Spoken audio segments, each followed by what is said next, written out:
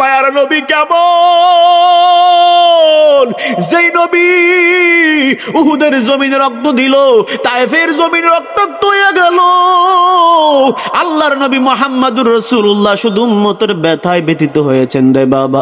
ও নবীর উম্মত, এই জমিনের মধ্যে 1,25,000 তার চেয়ে বেশি পয়গাম্বর এই জমিনের মধ্যে আসছেন।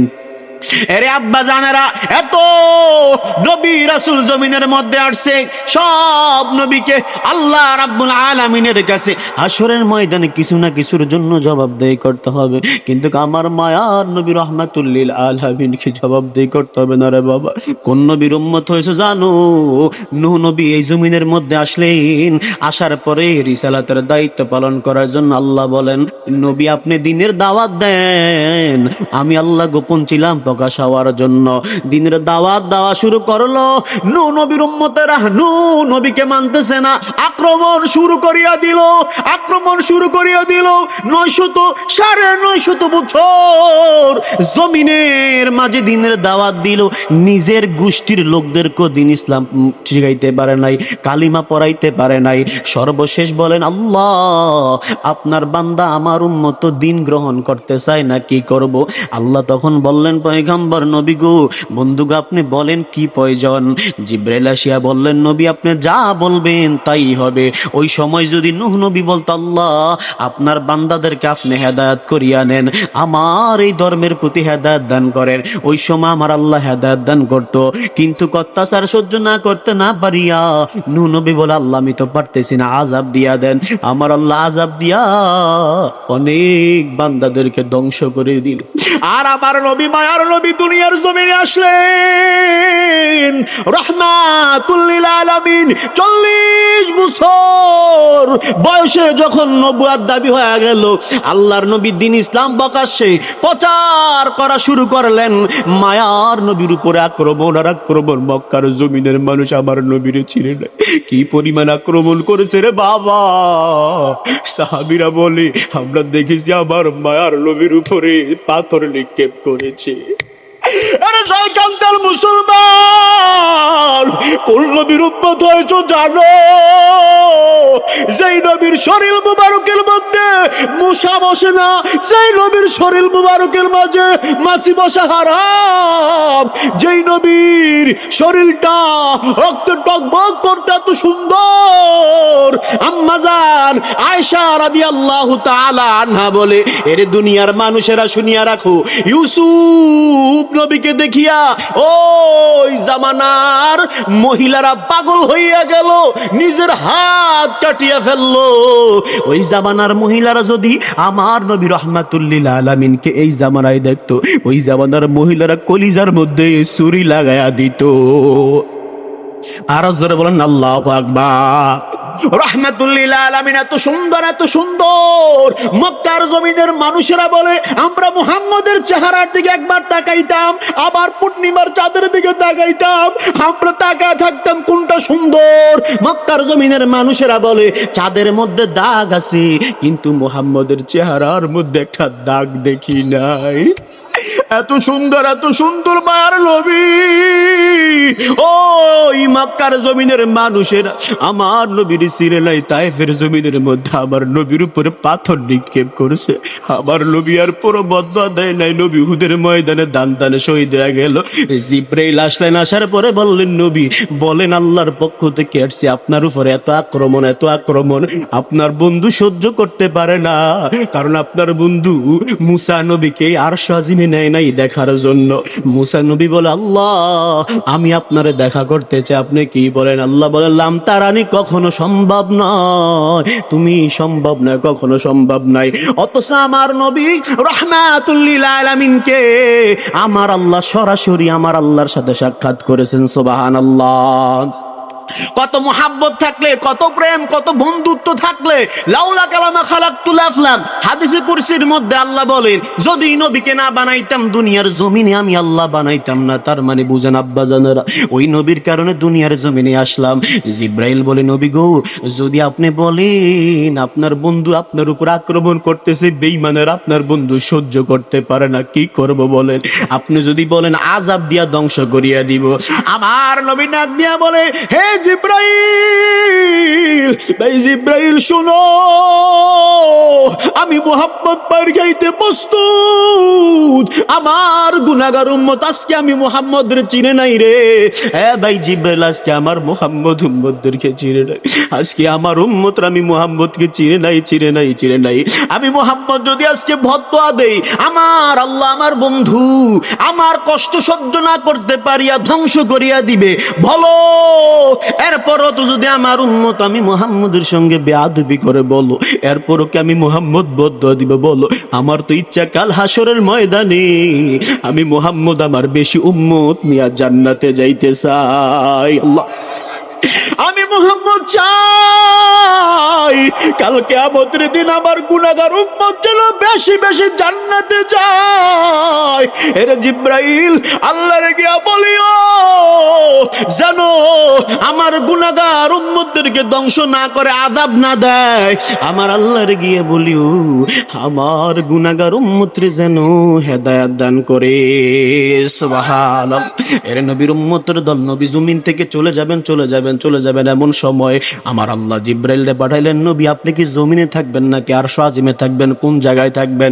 নবী বলে, এ জিব্রাইল, যে উম্মতের জন্য 63 বছর পর্যন্ত আমি মুহাম্মদ কান্না করেছি, আমার গুনাহগার উম্মত জমিনের মধ্যে থাকবে, আমি মুহাম্মদ বুঝে আল্লাহর আরশ আজিমে থাকবো। আমি এই উম্মতের মায়া এই জমিনেই থাকতে চাই। যে নবী উম্মতের বেদনায় কেঁদেছিলেন আজীবন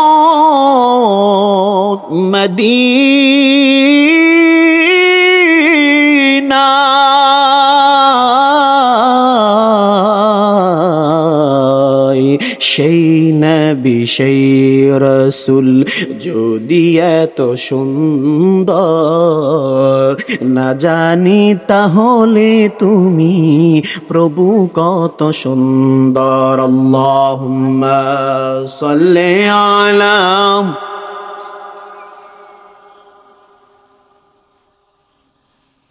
ওয়া আলা আলি মাও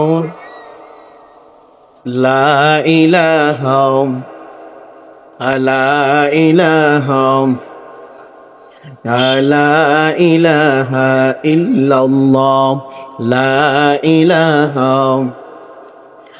লা ইলাহা ইল্লাল্লাহ লা ইলাহা ইল্লাল্লাহ লা ইলাহা ইল্লাল্লাহ লা ইলাহা লা ইলাহা লা ইলাহা ইল্লাল্লাহু মুহাম্মাদুর রাসূলুল্লাহ সাল্লাল্লাহু আলাইহি ওয়াসাল্লাম। ক্বালু সুবহানাকা লা ইলমা লানা ইল্লা মা আল্লামতানা ইন্নাকা আনতাল আলিমুল হাকীম।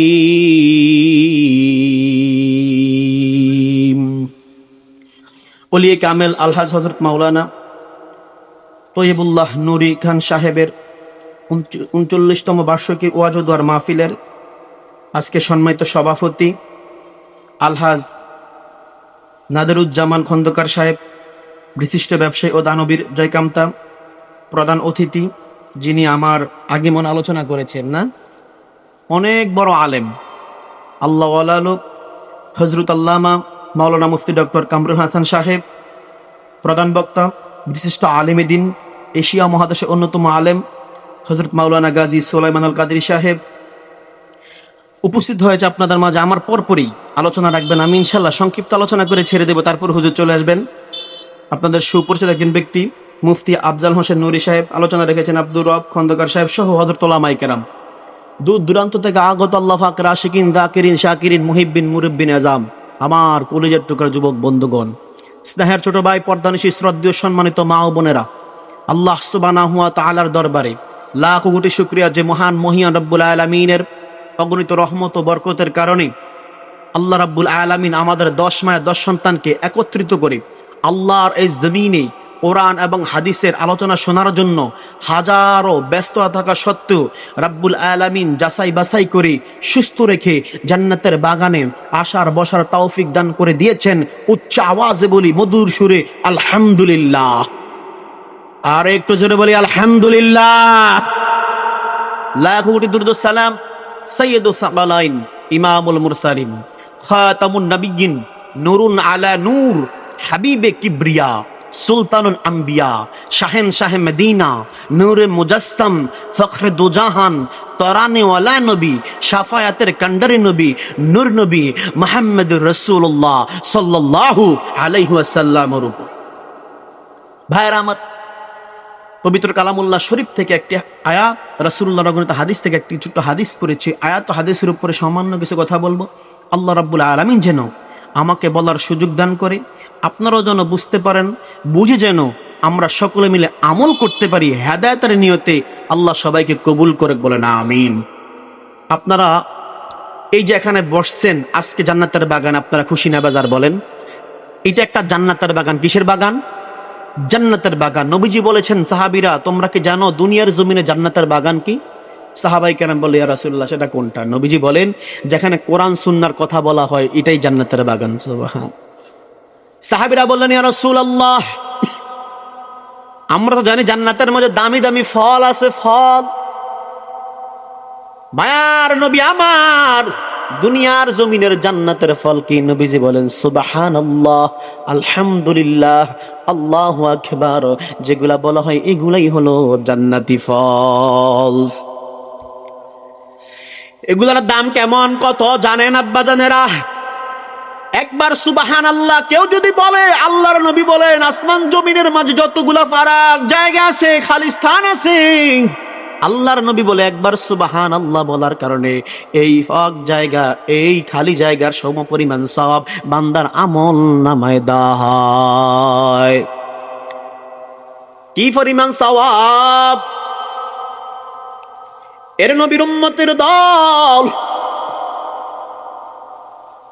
আল্লাহ রাব্বুল আলামিন বলেন, কুল লা আসআলুকুম আলাইহি আজরান ইল্লাল মাওয়াদ্দাতা ফিল কুরবা।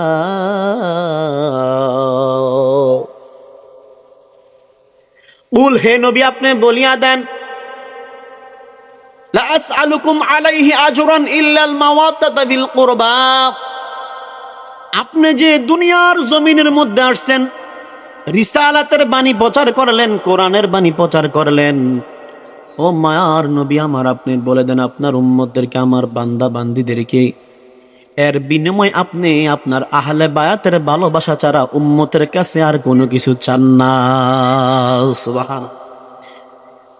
আল্লাহ নবীকে বললেন, নবী আপনি বলে দেন আমার বান্দাদের কাছে, আপনার উম্মতদের কাছে আহলে বায়াত ফাক ফানজাতনের ভালোবাসা ছাড়া আর তাদের কাছে কিছু চান না। তার মানে বোঝা গেল কত দাম আহলে বায়াতের, কত দাম ফাক ফানজাতনের, ঠিক কিনা বলেন? অনেক লোক দুনিয়ার জমিনে আছে যারা ফাক ফানজাতনকে বিশ্বাস করতে চায় না, আহলে বায়াতের মোহাব্বত অন্তরে ঢুকাইতে চায় না। সারা নাই আমনকে দিকে আছে, সব জায়গায় আছে। কিছু কিছু লোক থাকবে, কথা বলেন ঠিক কিনা? যেখানে ইমানদার সেখানে শয়তান থাকবে, সব জায়গায়, ঠিক কিনা বলেন? কারণ শয়তান যদি না থাকতো, ইমানদার কেডা, মুমিন কেডা, মুসলমান কেডা, মুনাফিক কেডা চিনা যাইতো। ইন্নাল মুনাফিকিনা ফিদ দারকিল আসফালি মিনান নার। আল্লাহ রাব্বুল আলামিন বলেন, মুনাফিকদের জন্য জাহান্নামের সর্বনিম্ন স্থান করা হয়েছে। কাফেরদের কথা এমনি বলে নাই। এর জয়কাম তার মুসলমান, ও আব্বা জানেরা, দিলের কান লাগায়া শুনো, মুনাফিক আর কাফেরের মধ্যে পার্থক্য আছে না নাই বলেন? কাফের প্রকাশ্যে, হিন্দু বৌদ্ধ খ্রিস্টান সবাই হলো কাফের, প্রকাশ্যে চিনা যায়। কিন্তু মুনাফিক এমন ব্যক্তি, আপনার সঙ্গে চলবে, আপনার সঙ্গে চলবে, আপনার সঙ্গে খাইবে, ঘোরাফেরা করবে, বন্ধুর মতো চলবে, চিনতে পারবেন না সে কি মুমিন না মুনাফিক। এই জন্য মুনাফিকের শাস্তি ভয়ঙ্কর, জাহান্নামের সর্বনিম্ন স্থানে দেওয়া হয়েছে।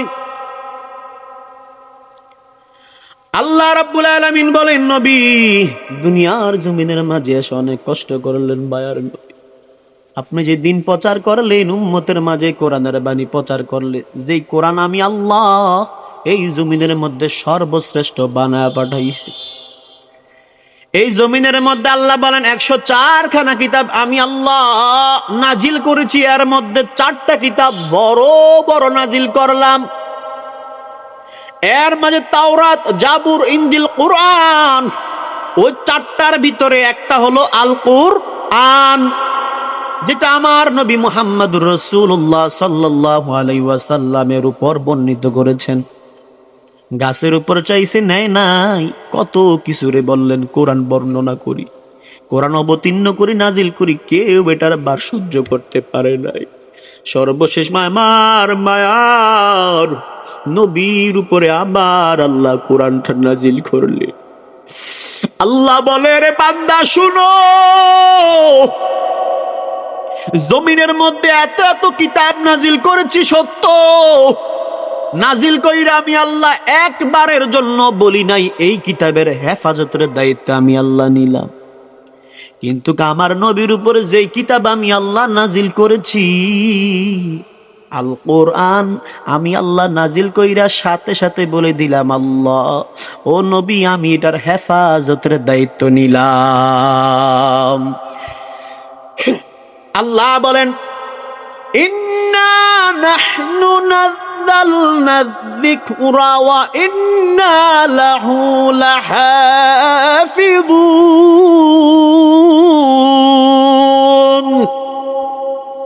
আল্লাহ বলেন, নবী আমি যে কিতাব নাজিল করেছি এটার হেফাজতের দায়িত্ব আমি আল্লাহ নিয়েছি। এখন বলেন, জবাব দেন, জবানটা দিয়ে আব্বা জানেরা, যে আল্লাহ হেফাজতের দায়িত্ব নিছে, হাজারো দুশ্মনী করলে কোরআনের বিরুদ্ধে, নবীর বিরুদ্ধে, অলির বিরুদ্ধে, অলির কথা কোরআনে আছে না নাই?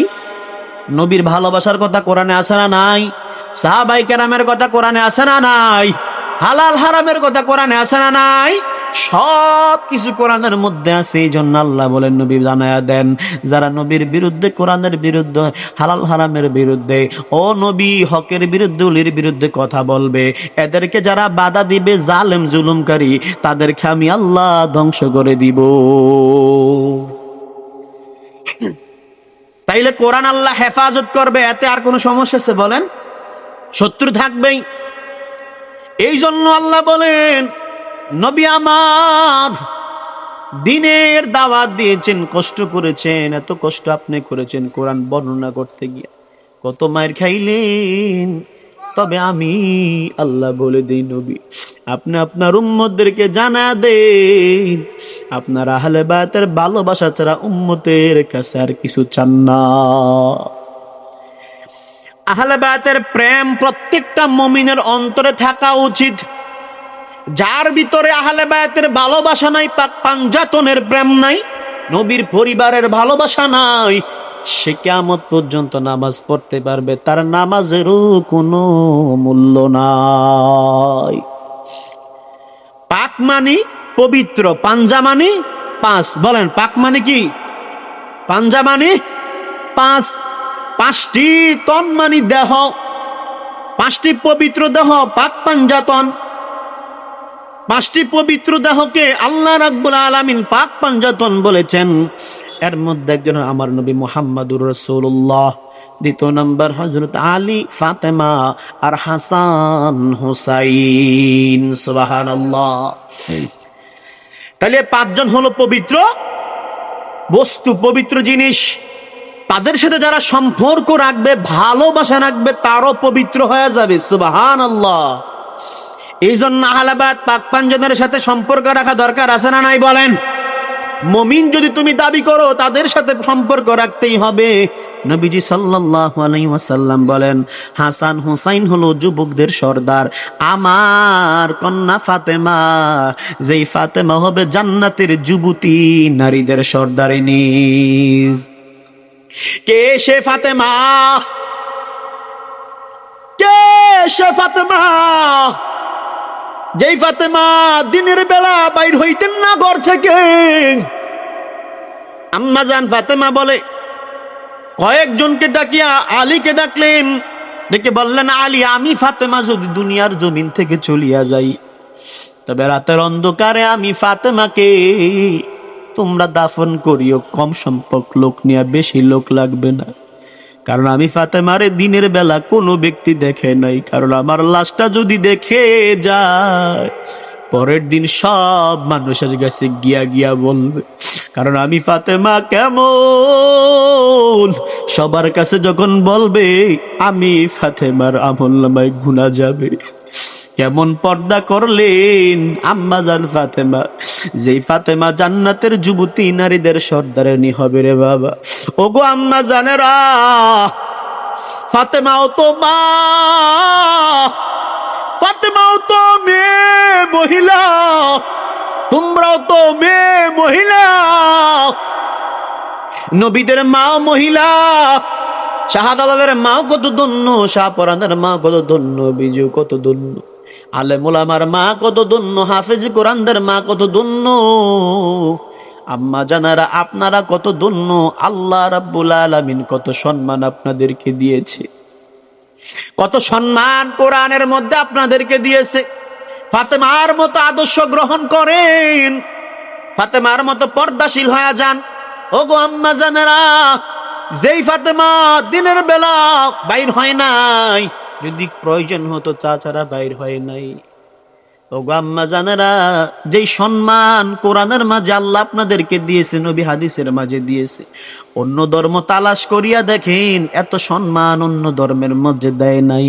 কিন্তু তাকা দেখেন, নবী বলে কারো যদি একটা কন্যা সন্তান হয় তার জন্য একটা জান্নাত। নবী বলেন যদি কারো দুইটা কন্যা সন্তান হয় দুইটা জান্নাত। নবী বলেন কারো তিনটা কন্যা সন্তান তিনটা জান্নাত। কত সম্মান দিল।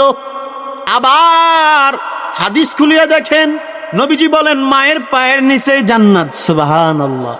তাইলে সম্মান দিয়েছে কিনা বলেন? কত সম্মান দুনিয়ার জমিনের মধ্যে আম্মাজানদেরকে দিল, কত সম্মান মহিলাদেরকে দিল। এত সম্মান অন্য ধর্মের কোন নারীদেরকে দেয় নাই। এই জন্য তাদের আদর্শে আদর্শিত হতে হবে, আহলে বায়তের সাথে সম্পর্ক রাখতে হবে। কি পরিমাণ মোহাব্বত রাখলে ইমানদার রূপে নিজেকে গ্রহণ করতে পারবেন।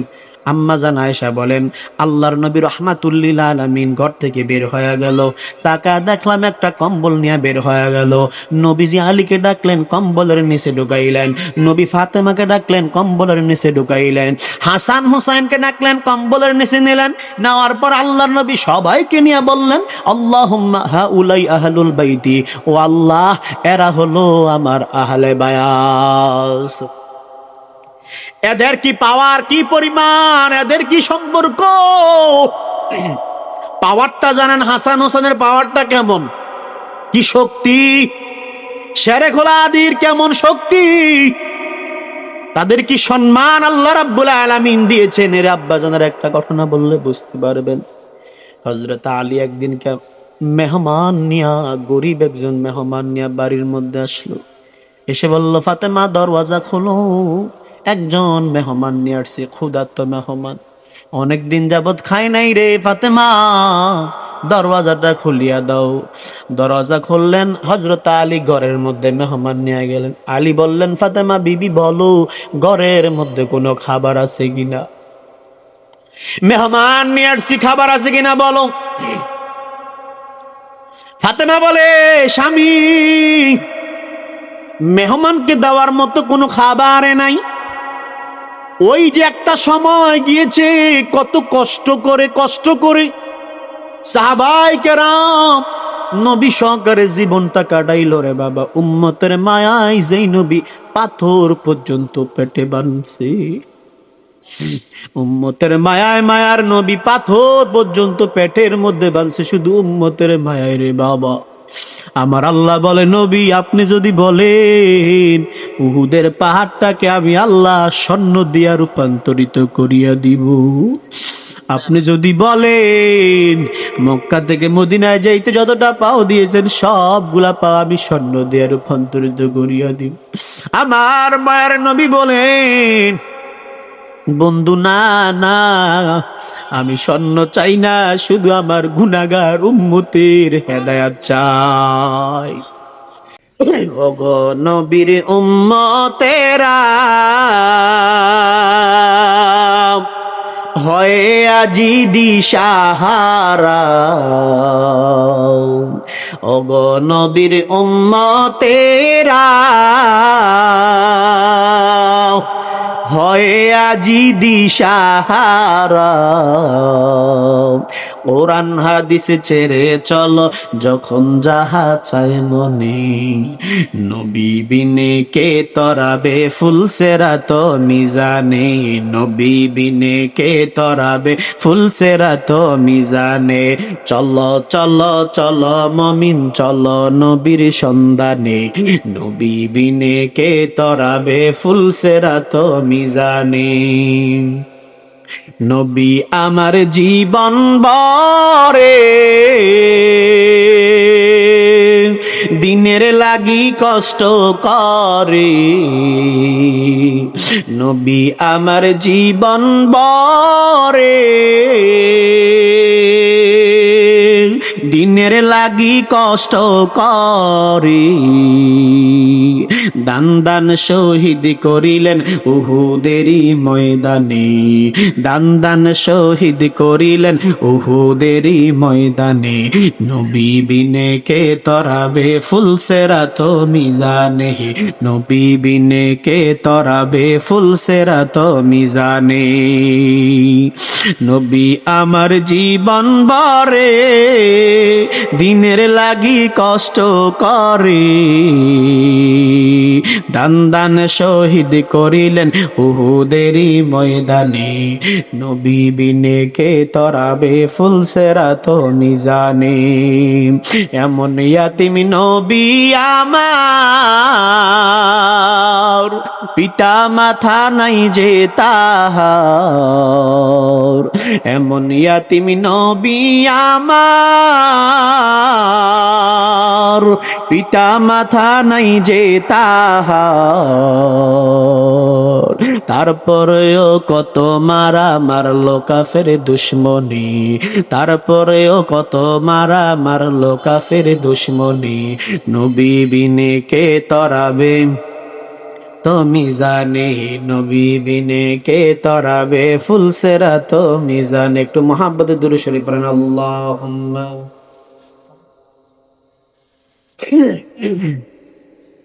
মাওলানা মুহাম্মদ ওয়া আলা আলি সাইয়্যিদিনা মুহাম্মদ। আল্লাহুম্মা সাল্লি আলা সাইয়্যিদিনা মাওলানা। মধ্যে তো কোনো খাবার নাই। এবার আলী টেনশনের মধ্যে পড়ে গেলেন, কি ব্যাপার, মেহমান নিয়ে আনছে বলি এখন অপমানিত হব। গরিব একজন মেহমান, যদি আজকে খাবার না দিতে পারি আমি আলী তো লজ্জিত হয়ে যাব। এবার আলী বুঝতে পারছেন সেজদার মধ্যে ছাড়া কোনো উপায় নাই। মানুষ দুনিয়ার জমিনের মধ্যে যত বিপদের মধ্যে পড়ুক না করে, আল্লাহ বলে দুনিয়ার জমিনে বিপদের মধ্যে পড়ছো, আমি আল্লাহরে তুমি ডাকো, উদউনি আস্তাজিব লাকুম, আমি আল্লাহরে ডাকবা, আমি আল্লাহ সাথে সাথে হাজির হয়ে যাব। দুনিয়ার জমিনের মধ্যে যত বড় বিপদ আসুক, দুনিয়ার জমিনের কেউ সমাধান করতে পারবে না, সেই সামর্থ্য কারো নাই। আল্লাহ বলে বান্দা যত বিপদ আসুক না কেন একমাত্র আমি আল্লাহকে ডাকবা, সব সমস্যা সমাধান আমি আল্লাহ তোমারে দিয়া দিব। গভীর রাত নয়, গভীর রজনীতে নয় রে বান্দা, যখন তুমি আমারে ডাকবা, রাত দিন 24 ঘন্টা যদি তুমি আমারে ডাকো, আমি আল্লাহ তোমার ডাকে হাজির হইতে প্রস্তুত। কান্না করো, সিজদা দাও, সিজদার মধ্যে কান্না করিয়া যখন চোখের পানি পালাইবা, আমি আল্লাহ চোখের পানির কারণে তোমার ডাক কবুল করে নিব। এই চোখের পানির কারণে আমি আল্লাহ তোমার জীবনের গুনাহ মাফ করে দিব। তুমি যা চাইবা তা পাইবা। বলে কিভাবে? মুসা কালিমুল্লাহ আল্লাহর সঙ্গে দেখা করার জন্য রওনা হয়ে গেল রে বাবা। প্রতিমধ্যে পাথরের সঙ্গে সাক্ষাৎ হয়ে গেল। পাথর বললেন, মুসা তুমি কোথায় যা? বলে আল্লাহর সঙ্গে সাক্ষাৎ করার জন্য। বলে যেহেতু আল্লাহর সঙ্গে সাক্ষাৎ করার জন্য যাও, তবে আল্লাহর গিয়া বলিও, পয়গাম্বর তুমি বলিও, আল্লাহ নাকি বলেছে মানুষের জন্য পাথর হবে জাহান্নামের আগুন। আমার কষ্ট হয়, আমার কি অপরাধ, জাহান্নামের মধ্যে আমাকে জ্বলতে হবে মানুষের জন্য। পাথর এবং মানুষকে জ্বালানোর জন্য আল্লাহ প্রস্তুত করে রেখেছেন। এবার আল্লাহর সঙ্গে সাক্ষাৎ করলেন মুসা নবী। যখন আসা শুরু করলেন, আসার পথে আল্লাহ বলেন, পয়গম্বর নবী বন্ধু গো, আপনি বুঝি ভুলিয়া গেলেন পাথরের কথা? বলে আল্লাহ হ্যাঁ। বলে কি বলেছে? বলে আপনি নাকি পাথরের আগুনের মধ্যে জ্বালাইবেন মানুষের জন্য, একটু নাজাতের ব্যবস্থা চাই। আল্লাহ বলেন আমি ওই পাথরকে মাফ করে দিলাম। মুসা নবী আসলো, সাক্ষাৎ হয়ে গেল পাথরের সঙ্গে। হে পাথর, আল্লাহ রাব্বুল আলামিন বলল যে তোমাকে মাফ করে দিছে, জাহান্নামের আগুন থেকে তোমারা জ্বালাইবে না। এবার অনেকদিন চলে গেল, পরবর্তীতে আবার রাস্তা দিয়ে রওনা হয়ে গেল। দেখতেছে পাথর কান্না করতেছে, আবারও কান্না করতেছে, এত পরিমাণ কান্না, এত পরিমাণ কান্নার আওয়াজ। মুসা নবী বলে, পাথর তুমি তো ওই দিনকে বলেছো, তোমাকে তো ওই দিনকে বলার কারণে আমার আল্লাহ তোমার জাহান্নামের আগুন থেকে মুক্তি করিয়া দিল তোমাকে, এখন কেন কান্না করো? পাথর জবাব দেয়, ও নবী কেনই বা কান্না করি জানেন? এই কান্নার কারণে আমার আল্লাহ আমাকে জাহান্নামের আগুন থেকে বাঁচায়া দিছে, এই জন্য কান্না করতেছি। কোরআন হাদিসের মধ্যে আছে রে বাবা, পাথর এক জায়গা থেকে কান্না করতে করতে গড়াইতে গড়াইতে অন্য জায়গায় চলিয়া যায়, অথচ আল্লাহর বান্দাদের চোখের মধ্যে পানি পাওয়া যায় না। রিজিক দিল আমার আল্লাহ, হায়াত দিল আমার আল্লাহ, মৌতের মালিক আমার আল্লাহ, ক্ষমতার মালিক আমার আল্লাহ, নেওয়ার মালিকও আমার আল্লাহ, ঠিক কিনা? সব কিছুর মালিক কে বলেন? দিতে পারে কে বলেন? আমরা চাইবো কার কাছে বলেন? ওই ক্ষমতা আল্লাহর আছে না নাই?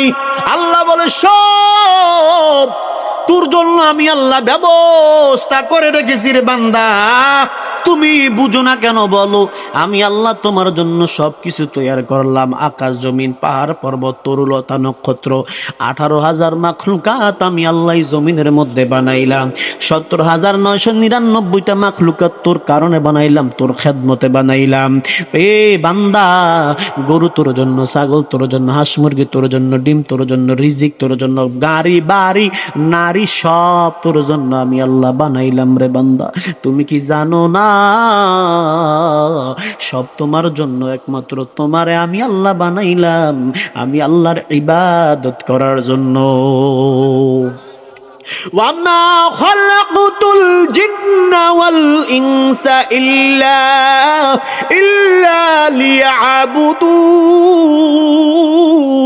লিয়াবুদুন।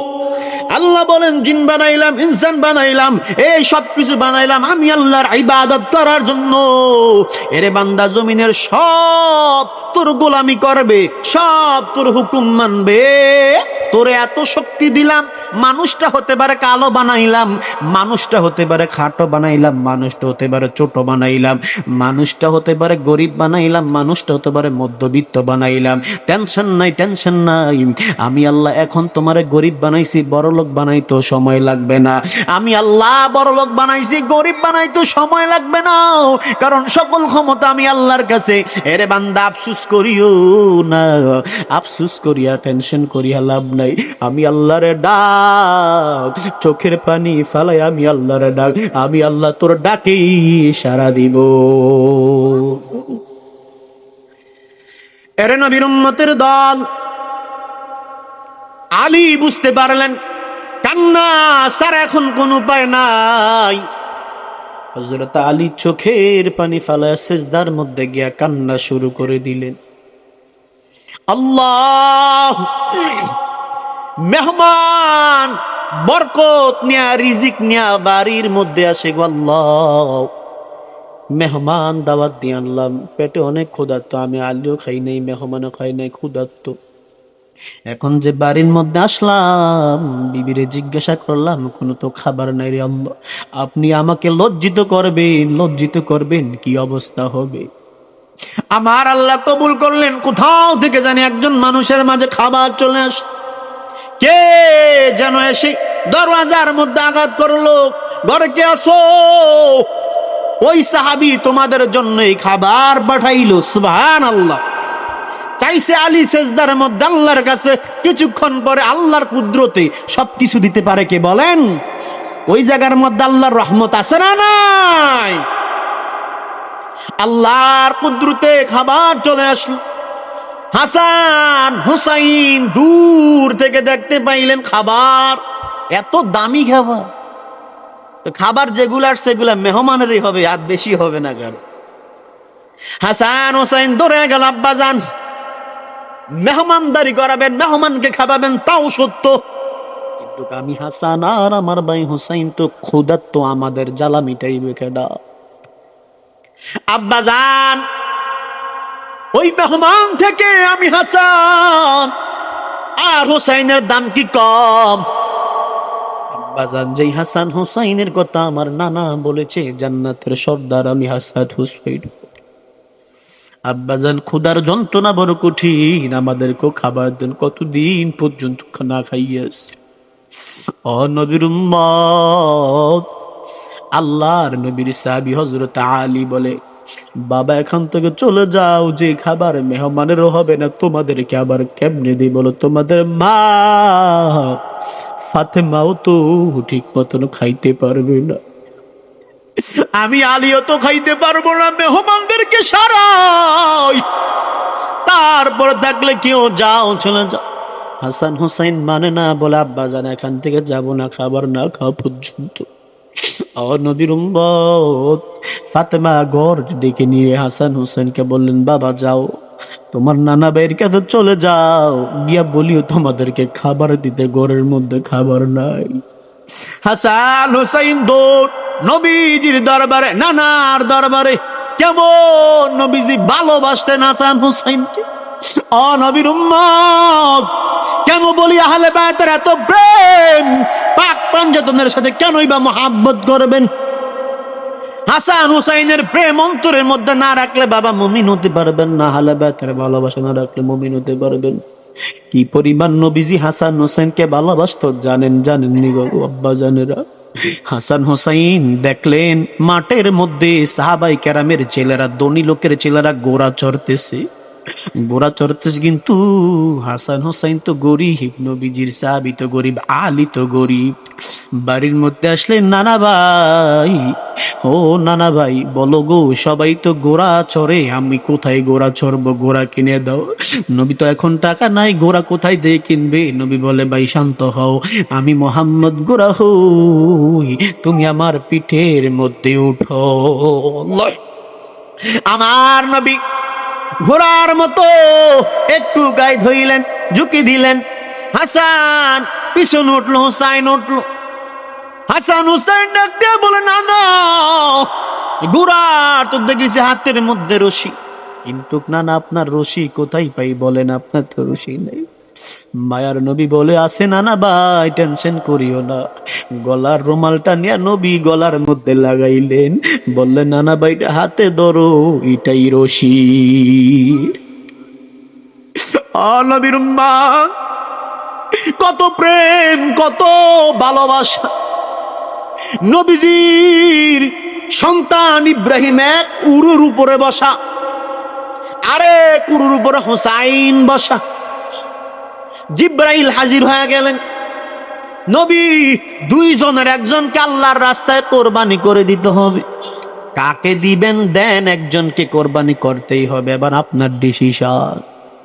মায়ার নবী চিন্তা করলেন, এখন যদি আমার হুসাইনকে দিয়া দেই কোরবানি, হাসান কষ্ট পাবে, আমি মুহাম্মদ কষ্ট পাবো, আলী কষ্ট পাবে, ফাতেমা কষ্ট পাবে, 5 জন ব্যক্তি কষ্ট পাবো।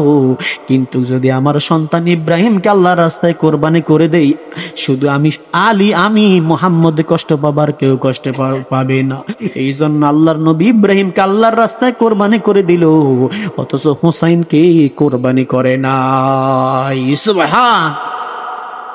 এরে নবীর উম্মত, তাইলে বুঝেন কত প্রেম, কত মুহাব্বত হাসান হুসাইনের জন্য নবীজির ছিল। হাসান বুঝতে পারছে, হুসাইন বুঝতে পারছে, মায়ের কাছে খাবার পাবো না, বাবার কাছে খাবার পাবো না, একমাত্র খাবার পাবো আমার নানা মুহাম্মদের কাছে। নানার দরবারে চলে গেল। নানা যান, আব্বা যান খাবার দেয় না, ক্ষুধার্ত, ঘরে তো খাবার নেই, আম্মা যান খাবার দেয় না, ক্ষুধার্ত, নানা যান খাবার দেন, অনেক ক্ষুধা নিয়ে আপনার দরওয়াজার মধ্যে নানা যান খাবার দেয়। নবী বলে আমার ঘরে তো খাবার নাই, কোথায় থেকে খাবার আনি? কিছুক্ষণ পর জিব্রাইল উপস্থিত হয়ে গেল দাহিয়াতুল কলবির সূরাতে।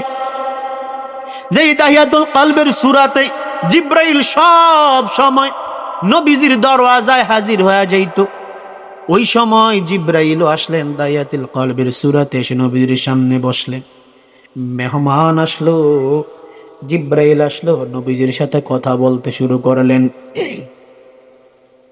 কথা বলার সময় হাসান হুসাইন বলে নানা যান খাবার দেন, ক্ষুধার যন্ত্রণা টিকতে পারি না নানা যান, আর কত সহ্য করব, কত সহ্য করব, আমরা তো টিকতে পারি না, আপনি একটু সহ্য করেন না গো নানা যান।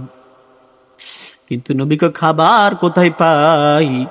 বলে আপনার যে মেহমান, মেহমান থেকে খাবার চান। সুবহানাল্লাহ। জিব্রাইল, ফেরেশতারা কোনোদিন খাবার খায় বলেন? তো জিব্রাইলের কাছে খাবার থাকবে কই থেকে? নবী তো বললেন এটা যে জিব্রাইল, নবী প্রকাশ করতেছে না, শুধু নবী জানে আর জিব্রাইল জানে যেটা জিব্রাইল, আর হাসান হুসাইন জানে এটা দাহিয়াতুল কলবি ফেরেশতা। দাহিয়াতুল কলবি সাহাবী, দাহিয়াতুল কলবি সাহাবীর বেশে জিব্রাইল সবসময় উপস্থিত হতো। ওই সাহাবীর কাছে বলেন, ওই আপনার সাহাবীর কাছে বলেন খাবার দেওয়ার জন্য, নাইলে এখান থেকে আমি হাসান হুসাইন যাব। সুবহানাল্লাহ, কি পরিমাণ ছিল, নানা খাবার দিতেই হবে। নবীদের টেনশনের মধ্যে পড়ে গেলে কি ব্যাপার, খাবার তো দিতে হবে, আর এগুলোর লাগাইলে অনেক সমস্যা হয়ে যায়। কারণ যে হাসান হোসাইনকে রাসূল সাল্লাল্লাহু আলাইহি সাল্লাম বলেছেন যে হে সালমা তোমরা জেনে রাখো, হে ফাতেমা জেনে রাখো, আমার হাসান হোসাইন এই জমিনের মধ্যে শহীদ হয়ে যাবে। তার জন্য একমাত্র রাসূলের উম্মতের জন্য বলি সুবহানাল্লাহ। যে হাসান হোসাইন শহীদ করে দিলেন, হাসান হুসাইনকে একজনকে জহর পান করে শহীদ করালেন, আরেকজনকে কারবালার প্রান্তরে ইয়াজিদ বেঈমান মুনাফিকেরা দাঁড়িয়ে টুপি রেখে যারা নামাজ পড়েছে। বাবা প্রথমে তো বলেছি মুনাফিক চিনা বড় মুশকিল, ঠিক কিনা বলেন আপনারা? মুনাফিক চিনা বড় মুশকিল। নামাজ পড়েছে, রোজা রেখেছে, জুব্বা পড়েছে, দাড়ি রেখেছে, আমার ইমাম হুসাইনকে শহীদ করেছে, ঠিক কিনা বলেন? এই ধরনের মুনাফিক এই জমিনে আসলে নাই, তাদের সাথে আমাদের কোনো সম্পর্ক নাই, ঠিক কি না? আমরা হুসাইনি সৈনিক, আমরা হুসাইনি মুসলমান, আমরা আহলে বাইত মুসলমান, আমরা হুসাইনের রক্ত আমাদের শরীরে, জীবন দিব, ঈমান বিক্রি করব না, ঠিক কি না বলে? ভাইরা আমার, আমরা হুসাইনি সৈনিক, আমরা রক্ত দিতে প্রস্তুত, ঈমান বিক্রি করতে প্রস্তুত নয়। তোমরা আমাদেরকে ভয় দেখিয়ে লাভ নাই। নবীর বিরুদ্ধে কথা বললে, অলির বিরুদ্ধে কথা বললে, আল্লাহর বিরুদ্ধে কথা বললে, কোরআনের বিরুদ্ধে কথা বললে, আল্লাহর নবীর হাদিসের বিরুদ্ধে কথা বললে, আমরা তাদের বিরুদ্ধে প্রস্তুত লড়াই করার জন্য, ঠিক কিনা বলেন? এই জমিন আবাদ করেছে আল্লাহ ওয়ালারা, ঠিক কিনা বলেন? এই জমিন শাহজালালের জমিন, এই জমিন শাহপরানের জমিন, খাজা মাইনুদ্দিনের জমিন, এই জমিন শাহ মাখদুমের জমিন, আল্লাহ ওয়ালাদের জমিন, রেজভি বাবার জমিন, ঠিক কিনা বলে? এই জমিনের আল্লাহ ওয়ালাদেরকে নিয়ে তোমরা ফাইজলামি করবা, এই মুসলমান থাকতে হতে দিবে না। কোরআনের বিরুদ্ধে কথা বললে আমরা কাউকে ছাড় দিব না, ওলির বিরুদ্ধে কথা বললে কাউকে ছাড় দিব না, আহলে বাইতের বিরুদ্ধে কথা বললে কাউকে ছাড় দেব না। তুমি আমাকে গালি দাও, আমি মেনে নিব, কিন্তু আমার রাসূলের বিরুদ্ধে, আমার আহলে বাইতের বিরুদ্ধে কথা বললে আমরা কখনো এটা মেনে নিব না। যে হোসাইন শহীদ হয়ে গেলেন, রক্ত দিলেন, কেন দিলেন?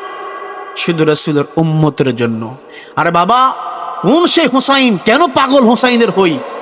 কেন নবী বলেছেন যে আমি একমাত্র তোমাদের কাছে আমার রিসালাত প্রচারের জন্য কিছু চাই না, একমাত্র চাই আমার আহলে বায়তের ভালোবাসা।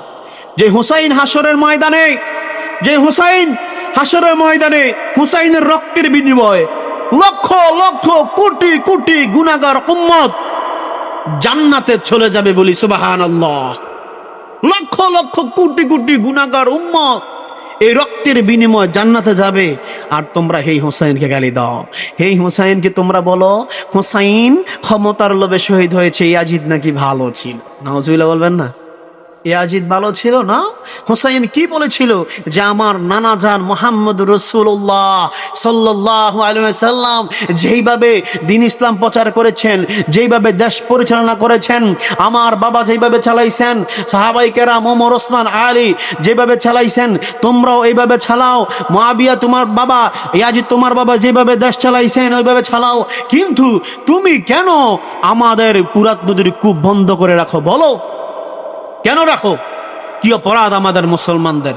তোমরা কাফের বেঈমানদেরকে পানি দাও, কাফের মুনাফিকদেরকে পানি দাও, অথচ আমাদের সাহাবায়ে কেরামদেরকে, আমাদেরকে মুসলমানদেরকে পানি দাও না। কি অপরাধ ছিল বলেন? কি দুশ্মনী ছিল? তোমরা মুসলমানদেরকে পানি দাও না, মুনাফিক বেঈমানদেরকে পানি দাও। কত বড় আশ্চর্যজনক ঘটনা না? কত হৃদয় বিদারক ঘটনা। হুসাইন একদিন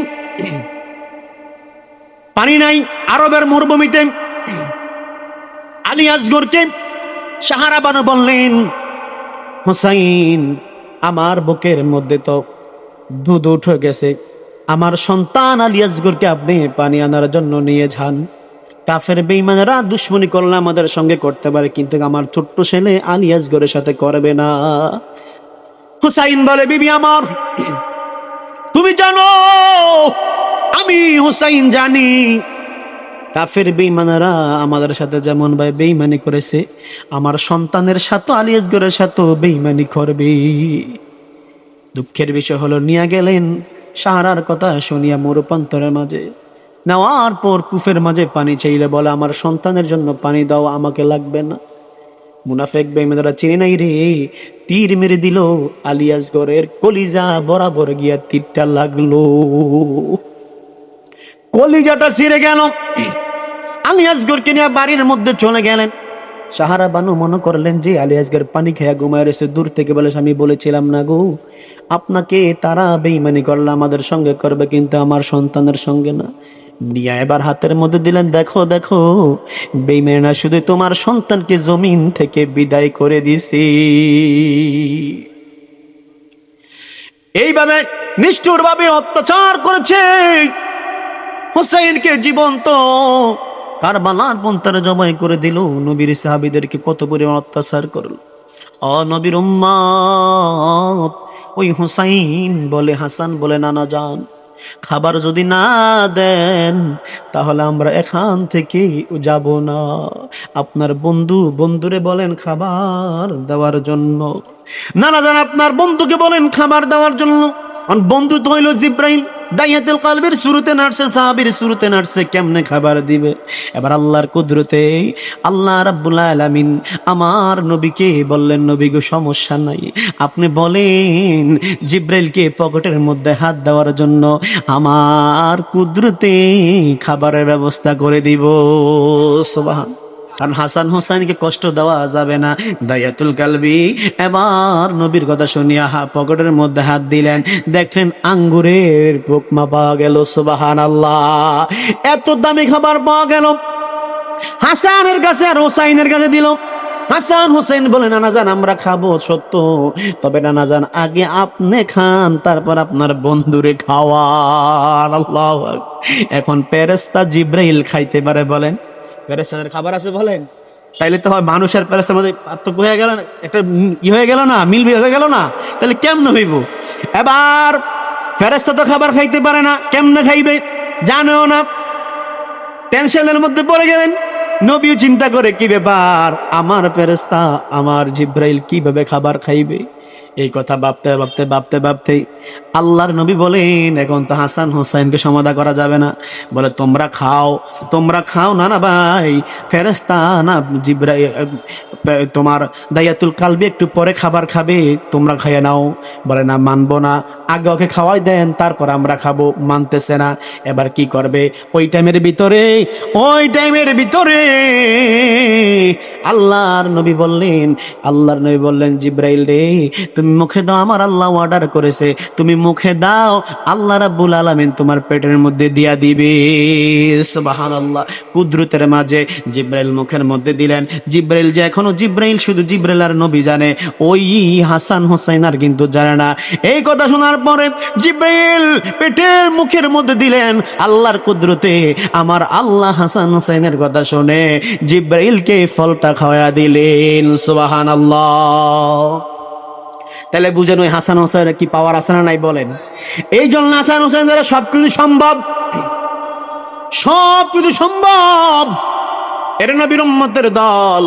এই জন্য আল্লাহ রাব্বুল আলামিন বলেন, কুল্লা আসআলুকুম আলাইহি আজরান ইল্লাল মাওয়াদ্দাতা ফিল কুরবা। হে নবী, আপনি বলে দেন, আপনি রিসালাতের বাণীর প্রচারের কারণে বিনিময় আপনার উম্মতের কাছে, আমার বান্দা বান্দীদের কাছে আপনার আহলে বায়াতের ভালোবাসা ছাড়া আর কিছু চাই না। এই জন্য আমরা সর্ব অবস্থায় আহলে বায়াত পাক পাঁচজনের ভালোবাসা রাখবো তো ইনশাআল্লাহ। নারায়ে তাকবীর, নারায়ে রিসালাত। হযরত মাওলানা আফজাল হোসেন নূরী সাহেবের আগমন।